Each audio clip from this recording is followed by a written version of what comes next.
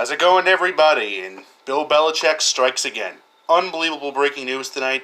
The New England Patriots have signed wide receiver Antonio Brown after he was released by the Oakland Raiders earlier today. And he strikes again. Bill Belichick strikes again, buying low on a great talent and adding Antonio Brown to a receiving corps that already consisted of Josh Gordon, Julian Edelman, Philip Dorsett, and Demaryius Thomas. And just tip your hat and commend the man for just striking low, buying low on another great talent. Antonio Brown is a New England Patriot, which is hard to fathom, but he is. Can't play tomorrow against the Steelers, but is eligible to play starting next week, week 2, in Miami. We will touch briefly tonight on a Patriots Steelers preview, but obviously the big story tonight is the Antonio Brown signing, and what an unbelievable 9 months really, for Antonio Brown. In week 17 of last year, while he was a Pittsburgh Steeler, he quits on the team, shuts it down in the last week, stops going to practice, gets deactivated for the game. The Steelers win the game, but they lose out in the playoffs anyway.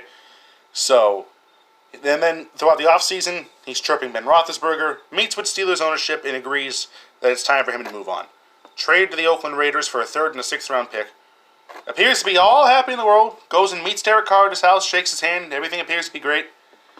Then a few weeks into camp, word comes out that he had frostbitten feet because he got into a cryogenic chamber in Paris without proper footwear, which, if you don't know anything about those, there's negative 200 degrees in there. It's supposed to help the body recover from workouts, but there's obviously, if you're going to get into something that's negative 200 degrees, you have to have proper dressing. And he didn't put the proper footwear on, and he frostbit both of his feet. Then there were multiple grievances against the NFL, saying he wanted to wear his old helmet. All of those got denied. He missed a ton of practice from those grievances. So the Raiders fined him on numerous occasions. He makes it public that they fined him. Then he goes and almost comes to blows with Raiders GM Mike Mayock, makes an apology in front of the team, releases a YouTube video about how much he wants to be a Raider, and then makes it public that he was fined again and requests his release on Instagram. The Raiders grant him his wish. 3 hours later, he's in Foxborough. And what an unbelievable storyline. There's obviously some question marks here. Brown's character, Brown's head, Brown's mental state, which is all rightfully questioned at this point. But a low-risk, high-reward move for Bill Belichick. If Brown's a problem, they'll cut him. And Belichick's not afraid to admit a mistake. He just traded his 2nd-round pick last year. His guy just took in the 2nd round a year ago. He's already moved on from him. Belichick's not afraid to admit a mistake. If Brown becomes a problem, he'll cut bait, and they'll move on.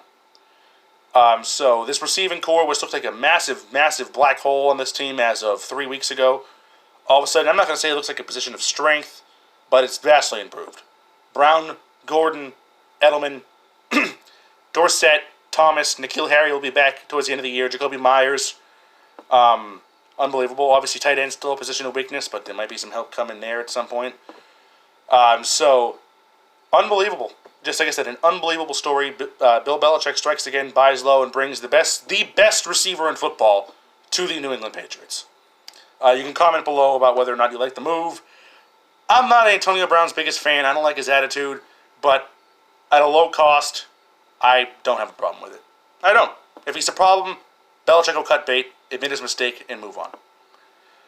So we do have to touch briefly on Patriots Steelers. Patriots 6-point favorites, and over-under is 51. There's your gambling info. Big night, banner number 6 being dropped at Gillette Stadium.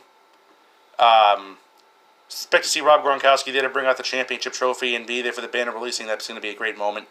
I think you're going to see a low-scoring game tomorrow. I would take the under on that over-under, because I think you're going to see these are 2 physical defenses. I think these have the chance to be 2 of the best defenses in the AFC, if not the league. Great pass rush of T.J. Watt and the Steelers. So I think you're going to see a low-scoring physical game tomorrow. I wouldn't be surprised if either team doesn't crack 25 points. So lean on the under there.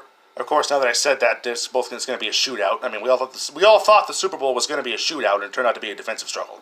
I personally loved that Super Bowl. I thought it was a great game, physical, hard-hitting, defense. But that's all I can really say about that. Also want to issue a quick statement here. Greg Bedard of the Boston Sports Journal did join me on Wednesday night, but I had a technical difficulty uploading the video, and it wouldn't render, and then the file encrypted. So thanks to Greg for joining me, although I couldn't get it out. he will join me again at some point in the season, hopefully, and have discussions with Greg Bedard, of course, the founder and Patriots writer for the Boston Sports Journal. So that's about it. That's all I got to say tonight. Banner number 6 dropped tomorrow, and Antonio Brown is in the Patriots facility as of Monday morning.